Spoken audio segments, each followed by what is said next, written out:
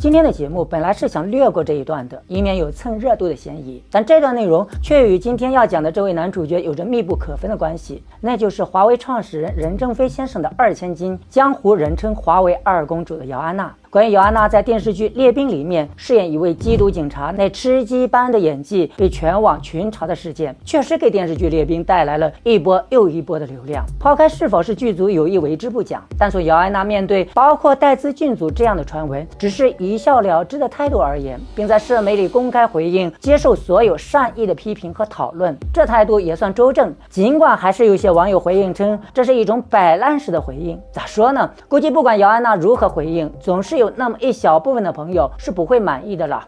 题外话有点多，在这部电视剧里，被姚安娜全世界追着跑的绝命毒师，也就是由继《隐秘的角落》、《狂飙》之后大火的中国大陆籍演员张颂文所饰演的中国头号毒枭黄宗纬。黄宗纬这个人物在现实生活中是有原型的，他就是上世纪90年代末制造了震惊海内外的31吨冰粉案，是要用现代冰粉打开西方国家的大门，是要报鸦片战争之仇的刘朝华。单说31吨冰粉，大家似乎没什么概念，但是我要告诉你，光当年在广州查获的11.2吨冰粉，就是当年全世界其他国家查获数量之和的2倍，价值55亿美元。那一年是1999年。刘朝华作为中国5大毒枭之首，在他公开被中国警察通缉的时候，并没有像电视剧里的黄宗纬那般急于逃往海外。刘朝华辗转中国的几个城市，不仅边开彩票站边下注彩票，曾一度中下100万大奖。他曾公开接受山东卫视的采访，而且公开与宁夏政府国资方签约办厂，在云南买地造林。在身披合法外衣之下，刘朝华开始大肆凿冰，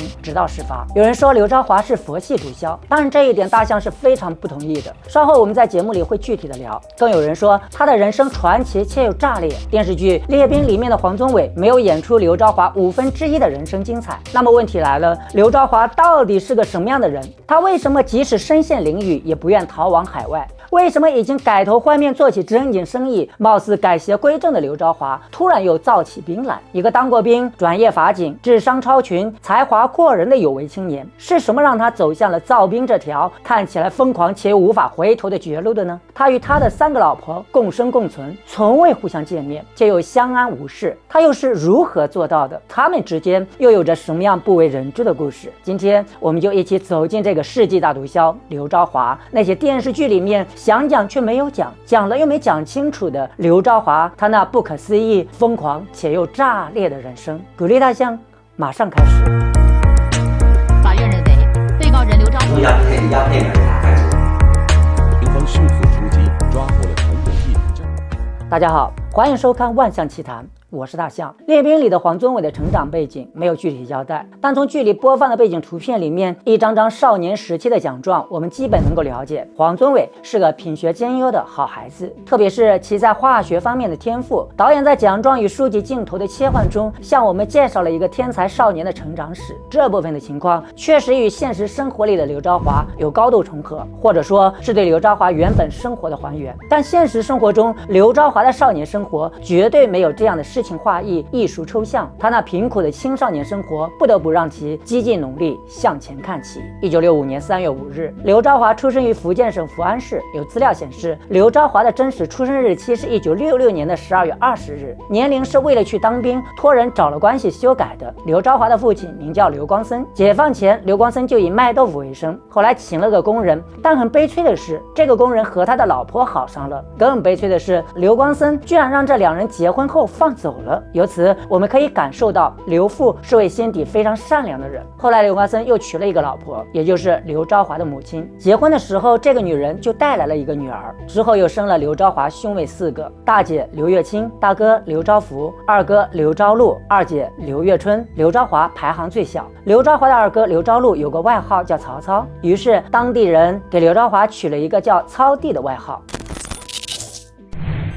刘光森去世的时候，刘朝华只有12岁，父母都是信奉佛教的信徒。在父母的耳熏目染之下，刘朝华打小就非常孝顺，且和父母一样信奉佛教，非常相信风水。附近的村民证实，9岁的时候，刘朝华为了祈求父母身体健康，曾为父母吃斋3年。在周围邻居的眼里，刘昭华确实是个聪明且又非常孝顺的好孩子。这个情节虽然没有在电视剧中得到还原，但黄宗纬在佛塔供奉父母牌位，跪拜祭奠父母，且为了躲避警察的追捕，躲到棺椁里与尸体近距离接触的情节，也算是对原型人物性格特质很完整的还原。传闻说刘昭华请大师算过，说他五行缺木，所以刘昭华在逃亡时给自己取过8、9个与木有关的假名字，名字里面不是有林就是带森，比如陈桂森、刘林森、刘森、李森清、李清森、刘林斌、刘林全、刘林阳等。对了，值得一提的是，当时在广州的一个毒仓库里查获的一张物料清单上所签之名就是刘森。后面的几个名字等下我们还会用到，甚至刘昭华逃亡之时故意选择了广西桂林投资林场，取名森森公司，就连给自己的儿子取名也叫文斌。中学时期的刘昭华成绩非常优异，特别是化学学科天分过人，曾多次在省市化学竞技比赛中获得奖励。但刘昭华的家实在太穷了，有时候连学费都是班主任老师垫付的。生性好强的刘昭华决定放弃求学，改道当兵。按照当时多数农村青年的想法，当兵确实是一个弯道超车、能够快速改变命运的好途径。那个年代，只要能在部队里锻炼个几年，转业回到地方工作就有了着落。1983年11月，已经升入高2的刘昭华告别同学和老师，通过改年龄的方法辍学当兵。刘昭华当年服役的部队是武警福州边防支队，请大家记住这个地方，稍后我们还会讲到。这个地方也是刘昭华的命运发生重要转折点的地方。刘昭华在部队的表现一直非常优秀，部队领导把他送到武警福州指挥学校学习，回来后立即就被提干了。1988年1月，刘昭华在平潭县大队雨头派出所任正排职干事。期间，刘昭华遇到了生命中最为重要的那个女人，也就是他的原配妻子吴云清。当时吴云清是福建师大的一名学生，因也是赛旗镇的人，和刘昭华算是老乡。2年后，也就是1990年，两人领证结婚。关于刘昭华与另外2个女人的故事，大将会在故事进行当中穿插讲述。现在我们先顺着故事的主线，看看刘昭华是如何逐步走上了治兵这条不归路的。上世纪90年代，两岸之间开始有了非常频繁的民生与经贸往来。大家应该还记得，刘昭华当时现役的单位是武警福州边防支队，这里正是会与对岸频繁发生交往的单位。根据中国警方的卷宗记载，最早与刘昭华合伙做生意的正是台湾人，有明确记录姓名的就有3位，分别是苏聪敏、杨柳庄、杨柳青。1988年，也就是刘昭华被提干，并在平潭县大队雨头派出所任职的时候，刘昭华奉命去陪护一名据说是台北地检署副署长的人，名叫陈道中。两人见面后一见如故，相谈甚欢。期间，陈道中谈及当时台湾正在流行一种新型冰粉，根据后来资料显示，当时陈道中所讲指的应该就是安非他命。虽然当时是被美国 FDA 认可的一种安全有效的减肥产品，但如若不在安全剂量的情况下，就会变成非常危险的冰粉类危险品。当时日韩也很流行这类东西，民间叫做觉醒剂，后来传到了台湾以及港澳和东南亚地区。两人谈话期间，刘昭华向陈道中透露自己对化学很有兴趣，且上学的时候曾多次获奖。不久后，陈道中给刘昭华带来了100克内蒙产的麻黄素，说是让刘昭华试试是否能够制出所谓的安非他命。已经放下化学好久的刘昭华，内心莫名其妙地被一团火烧了起来。当时刘昭华去买了2本书，一本是当时台湾出版的《有机精细化学》，另外一本是《大学有机化学教材》。刘昭华按照书里的方法，几个小时以后，他不仅制出了所谓的安非他命，让他自己都感到意外的是，他制出了安非他命加甲基苯丙胺的醋酸盐晶体，学术名字比较晦涩难懂，大家直接可以理解成这就是早期的冰粉。随后，刘昭华把自己制出的50克左右的冰粉全部交给了陈道中。需要指出的是，刘昭华第一次制冰是在1988年，这个时候海峡两岸都对冰粉这种东西没有具体的概念，没有明确的法律禁止此类产品，市面上更多的是以一种受管控的减肥产品流通于世。从现有的资料来看，中国是在1991年开始缴获此类违禁品的，因此我们是不是可以推论出刘昭华很可能是中国大陆第一个制造出这种违禁品的人呢？刘昭华是个化学天才，他当然知道他生产出来的东西是个什么东西，他当然知道这个东西一旦用于人体会发生什么事情。其实他更知道，如果用这个东西牟利，他将会成为这个世界上什么样的人。虽然那个时候刘朝华并不确定能用这个东西具体做些什么事情，但这颗罪恶的种子已经在刘朝华的心里生根发芽。刘朝华内心对金钱和权力的渴望从未加以掩饰，他辍学当兵是为了快速转换身份，过上好的生活。而这次刘朝华萌生了退伍的想法，想提前转业，因为转干的军人需要服役15年，不是想退伍就能退伍的。但15年对于刘朝华来说太长了，他等不了。那怎么办呢？刘朝华心想，得想个办法，既能让自己早点退伍，又不能弄出特别大的动静，比如严重影响自己仕途的事情来。于是刘朝华故意贪污了公款，共计人民币145.15元。对，朋友们，你没听错，就是145块1毛5分钱人民币。据说还是他故意暴露给了组织，然后他就受到了支队行政记过处分一次，团内严重警告处分一次。刘朝华就这样通过自污顺利的提前转业。有好事的网友事后查证，刘朝华所用的这个招数其实就是秦朝时的王翦和汉朝时的萧何曾经用过的金蝉脱壳之术。现在看来，刘朝华确实是个爱学习的聪明人啊。1989年底，刘朝华转业到福安县人民法院当上了法警。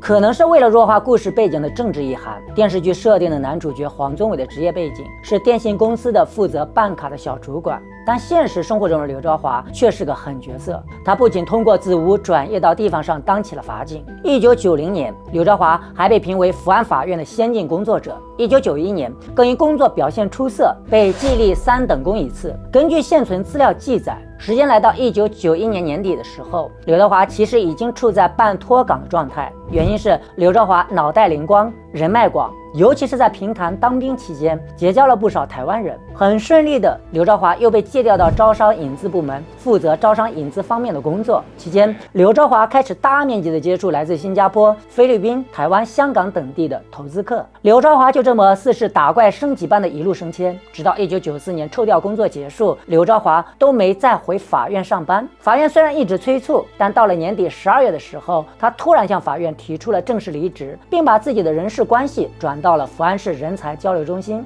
刘朝华认为工作8小时之外，自己还要忙生意，有车又有钱，影响很不好。离职前自己开的是一辆皇冠3.0轿车的私家车，而他们的院长的座驾还是桑塔纳。八面玲珑、极懂人情世故的刘朝华觉得怪怪的，太过于招摇，所以干脆就辞了公职。刘朝华之所以这么有钱，当然就是因为此时的他已经开始了他的兵工厂。综合各方面的报道，刘德华正式治兵应该是在1994年离职以后，但从后来中国警方查获的相关物料来看，早在1992年，刘朝华在赛旗镇素养村海边搭建3座厂房，并建了一幢3层楼别墅。这幢别墅就是刘朝华最早期的兵工厂。根据刘朝华的交代，1990年到1995年之间，他一直在摸索和研究相关的技术难题，直到1995年下半年，有个叫做陈阿章的人找到了刘朝华，说是要将他手里的东西卖到日本和台湾。随后刘朝华花了近40万元人民币科研攻关，最后在西安交通大学的一位老教授那里解决了结晶的问题。起初老教授问询刘朝华，这是什么东西啊？刘朝华说是安非他命，一种减肥药。出于爱才，老教授亲自指点了刘朝华。很快刘朝华通过蒸馏的方法得到了漂亮的晶体，自此日臻成熟的制冰技术被刘朝华逐一攻克。但直到刘朝华被抓，这位爱才的老教授也还自责不已，耿耿于怀。他一直在责怪自己，是自己的粗心给这个社会造成了这么大的麻烦。根据事前商量好的策略，刘朝华很快将20公斤的冰粉交给陈阿章。陈阿章则告诉刘朝华，这批货纯度极高，在台湾市场上很受欢迎。刘朝华高兴坏了。1996年5月，刘朝华把剩下的货全部交给了陈阿章，并千嘱咐万叮咛，这些货千万不能散到国内市场，福建这边抓得太紧了。当时国内市场上根本就没有纯度这么高的货流通，一旦出现，后果不堪设想。陈阿章表面答应了下来，但事实上陈阿章骗了刘朝华。其实早在第一批货20多公斤货拿到手的时候，陈阿章就把其中的1公斤卖给了一个叫做温保国的福建长乐人，而温保国的主要售卖对象就是国内的一些散客。常在河边走，没有不湿鞋的。1996年，对于刘朝华来说，不光湿了鞋，他还赔了锅。当时他用流年不利来形容这一年发生的事情。年初的时候，陈阿章找他商量制冰的事情，结果当天实验室突然起火，折腾半天才把火扑灭。刘朝华不得不重新对兵工厂进行装修。就在实验室重新被启用的时候，莫名其妙的又飘来一具尸体。刘朝华又哑巴吃黄连，默默地收敛了这名无名尸。直到7月份，刘朝华的大哥刘朝福的独生子被电死了，侄子的丧事尚未料理妥当，二姐刘月春15岁的女儿又出了车祸。随后，大哥刘朝福因为独生子的事情无比悲痛，刘朝福夫妇双双剃度出家。后来不知道什么原因，二哥刘朝禄夫妇也突然出家。目前所知的消息是，二哥刘朝禄已于2005年去世。这里值得一提的是，刘朝华的大老婆，也就是之前所说的在福建师大读书的那个原配妻子吴云清，后来不当老师，也跑去出家了。具体的原因，我们稍后会具体详谈。但自此，1996年这一系列的不幸，最终导致了刘家近一半的人剃度出家。这些还不是最要命的，最要命的也是刘朝华整个命运的转折点，发生于当年7月5日，负责冰货销售的陈阿章与他的同伙张明辉被抓了。最初的时候，陈张二人死咬着不松口，他们觉得刘朝华做过法院的法警，一定会有门路把自己捞出来。而刘朝华更是心大，他并没像普通的兵贩子选择跑路，而是淡定地观望着案件的整个进展。1996年11月26日，陈张二人以贩卖毒品罪被依法起诉，并在一审被判处死刑。而刘朝华当时就从容地坐在旁听席上。听到结果的刘朝华深知一旦判死，陈张二人必定供出自己以求保命。如其所料，陈张二人供出了刘朝华，由死刑改判无期。1996年的最后一天，也就是12月31日，刘朝华正式出逃。事前没有任何征兆，包括当时还在宁德师专工作的妻子吴云清一点儿都不知道。1997年1月9日凌晨6时许，当地缉毒警察直捣刘朝华的兵工厂，通过现场的物料专家分析，刘朝华采用了最新的化学合成工艺，致其冰的纯度非常之高，纯度达到了罕见的98%，世界范围内无人可及。如果不能制止，后果不堪设想。1997年3月，福建省公安厅对刘朝华签发通缉令，刘朝华长达9年的逃亡生活开始了。刘朝华出逃时身上带了20万元，在福州待了2天，确定自己被通缉后，独自一人前往雪峰寺，因为寺里存放着他的父亲、侄儿、外甥女的骨灰。随后，刘朝华辗转从广东普宁逃到广州，最后跑到了海南三亚的河东区，在一个小区的房子里窝了起来。几个月后，一个叫做陈婷的湖南女子搬了进来。这个陈婷不是别人，正是刘朝华所谓的3个老婆当中最疼爱的二老婆。与陈婷在三亚的这段时间，刘朝华很是逍遥快活，与去年相比，身体胖了好几圈，任谁都很难把眼前的这个死胖子会和原来的那个眉清目秀的刘朝华联系到一块儿。1997年11月，陈婷怀孕，刘朝华很快打发了当时正大着肚子的陈婷回湖南老家兴宁去待产小孩。刘朝华给出的理由是身上的钱不多了，在这边生产太贵了。陈婷前脚刚走，他后脚就跑去了广州，开始寻找能够合作治病的人。也就是这个时候，他遇到了另外一个大毒枭陈炳熙。由于影片时间的问题，我们对陈炳熙就不展开讲述了，大家可以直接理解为陈炳熙的罪孽不比刘朝华来的少。也就在这个时候，还没等身在湖南老家的陈婷把孩子生下来，刘朝华已经把另外一个女孩骗到了手。1998年7月19日，刘朝华与李小青在福建建阳领证结婚，这是他1年之中第2次结婚。由于2人结婚时婚纱照片拍得很漂亮，影楼居然用他们的照片打了1年多的灯箱广告。这个李小青就是刘朝华嘴里所说的那个他最爱的3老婆。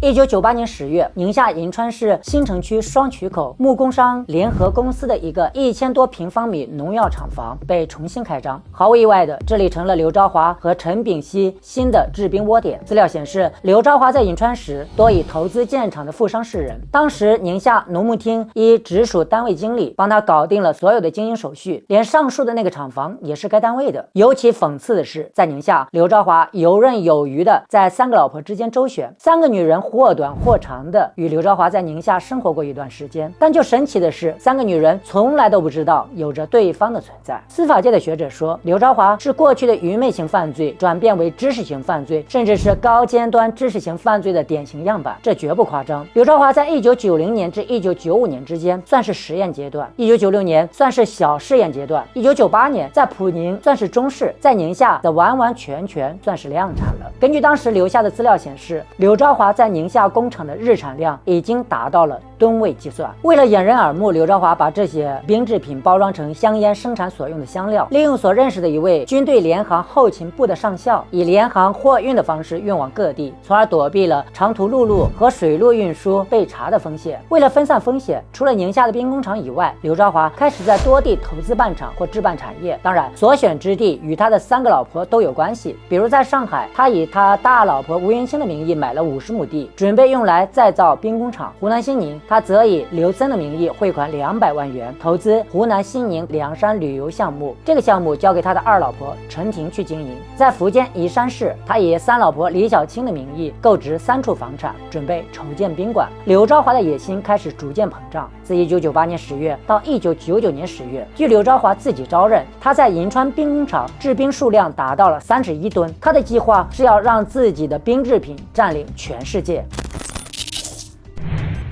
1999年11月4日，广州警方在跟踪一辆运输海洛因的运毒车时，不但在毒仓库里发现了108.85公斤的海洛因，还在隔壁仓库里发现了11.2吨的冰粉。当时没有人知道如此数量庞大的冰货是谁的，只是仓库的租赁单上签有刘森的字样。自此，中国历史上规模如此之大的剿冰行动开始震惊世界，因为当年全世界其他国家和地区查获冰货的数量总和加起来还没有这次查获数量的1半多。而刘森这个名字同时也被确认，他就是福建省公安局正在通缉的在逃犯刘兆华。刘兆华和陈炳熙已经意识到这次要出大事了，两人开始分头逃跑。但刘兆华身上只有1万多块的现金，手提箱里的20万，以及所有运送冰货的货运单。最重要的是，还有一个超级恶魔冰货样本也一起留在了总统大酒店的房间里。刘兆华不得不冒险赶回酒店。当过兵、做过法警的刘兆华很快意识到，酒店到处都是穿便衣的缉毒警察。他非但没有逃跑，反而是跟警察一起走进了电梯。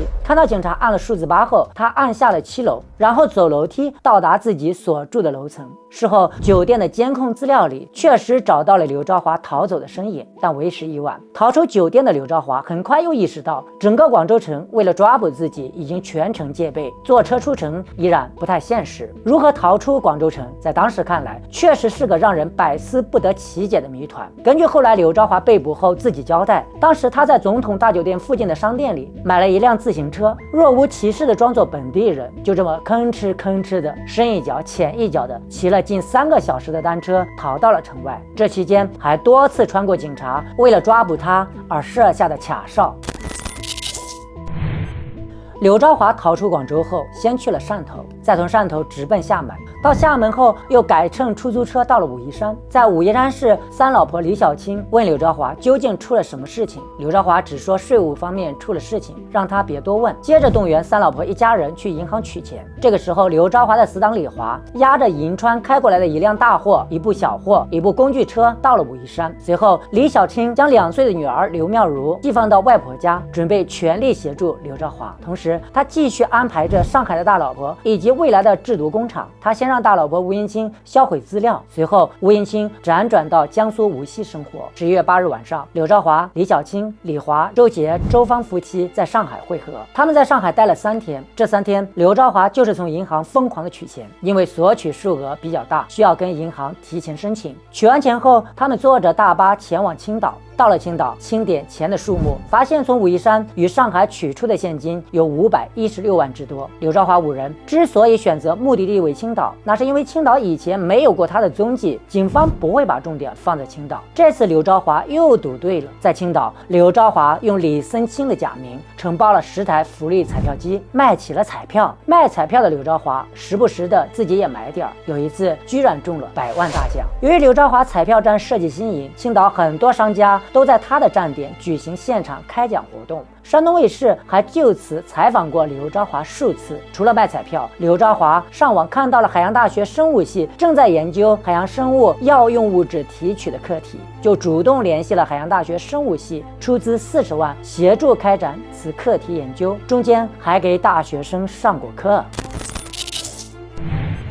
在青岛待了1年后，刘兆华看到了国家西部大开发的策略，于是移师桂林。到桂林后，刘兆华凭借以前轻车熟路招商引资的那一套流程，加之手中的钱以及超群的游说能力，很快成为桂林下面一些县乡领导的座上宾，被认为是造福当地的恩人。在桂林，刘兆华行事高调，爱出风头，时不时的就在当地电视台就会有关于他的报道，甚至有一次竟是因为好人好事登上了当地报纸的头版头条。作为一个在逃通缉犯，刘兆华如此逍遥与高调，还有着如此好的名声，着实让人感到非常的不可思议。也就在这个时候，刘兆华利用当时全国人口普查的机会，通过当地县领导的关系，以李森清的名义作为投资客特勤特办，在广西桂林泉州县龙水镇同安村补登了本村的农业户口。不久后办理了农转非户口。2001年9月，刘兆华开遍了森森生物科技有限公司，并在桂林市下辖的龙胜、临桂2县投资了1700多万元，获得了3万亩荒地的70年使用权，用于红豆杉的培植。直到2004年11月24日上午，国家公安部召开新闻发布会，公开悬赏20万元通缉刘兆华。此消息被中央电视台同步播出。就在通缉令播出当天，刘兆华正与朋友吃饭，当时他还淡定地和朋友开玩笑说：“你看电视上通缉的那个人是不是很像我？”